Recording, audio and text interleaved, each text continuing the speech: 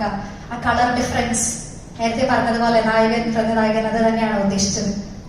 Colour difference V നായകൻ നായകനത്തിൽ നായകൻ എന്ന് മാത്രമാണ് ഡോമിനേറ്റ് ചെയ്യുന്നത്. ഇപ്പൊ വിനായകനാണ് നായകൻ, അപ്പോഴാണ് ബി എടുത്തിടുന്നത്. അങ്ങനെയാണ് നായകൻ കിട്ടുന്ന ചാൻസിലൊക്കെ പറ്റുള്ളൂ. എന്റെ പേര് വെക്കുമ്പോ അങ്ങനെ എഴുതാൻ പറ്റില്ല. മൂട്ടിൽ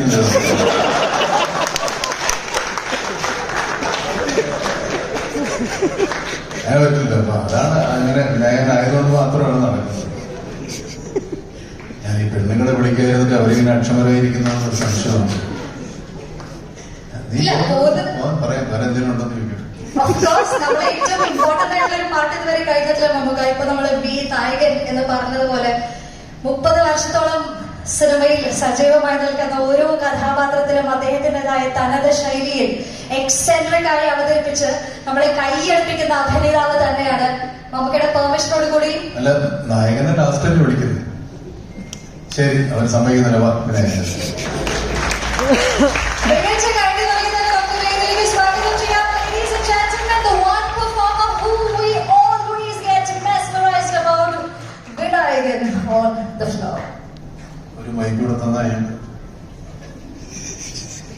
സംസാരിക്കാൻ അറിയാലോ.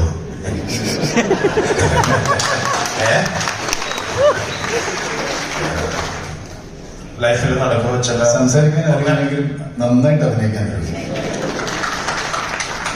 ഇനി ഉണ്ടാവില്ല ഇങ്ങനൊരു സിറ്റുവേഷൻ. ആർക്കും ഉണ്ടാവില്ലെന്ന് എനിക്ക് തോന്നണം. അത്ര ബാക്കിയുള്ളവനാണ് വിനായകൻ.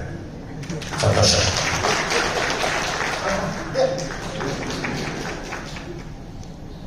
രണ്ട് വാക്കിലെല്ലാം ഒതുക്കിയല്ലേ?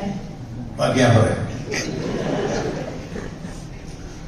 ഈ ക്ലാസ്സിൽ കുസൃതി കാണിക്കുന്ന ഒത്തിരി കുട്ടികളുണ്ടാവും. പക്ഷേ കുസൃതി കാണിക്കുന്നവരോട് നമുക്കൊരു വാത്സല്യം തോന്നും. അങ്ങനത്തെ ഒരു കുസൃതിക്കാരനാണ് വിനായകൻ. വിനായകൻ ഒരുപാട് കുസൃതികൾ കാണിക്കുമെങ്കിലും ഒരു വാത്സല്യം നമുക്ക് എല്ലാവർക്കും ഏതൊക്കെ സിനിമ കാണുമ്പോൾ തോന്നിപ്പോ ഇത് നമ്മൾ അല്ലാതെ കാണുന്ന വിനായകനാണോ എന്ന് തോന്നിപ്പോ. പക്ഷെ അല്ലാത്ത കാണുന്ന വിനായകൻ ഇതിനേക്കാളും നല്ലതാണ് ശരിക്കും കാണാനില്ല അല്ലേ? നീ എന്താ നായകൻ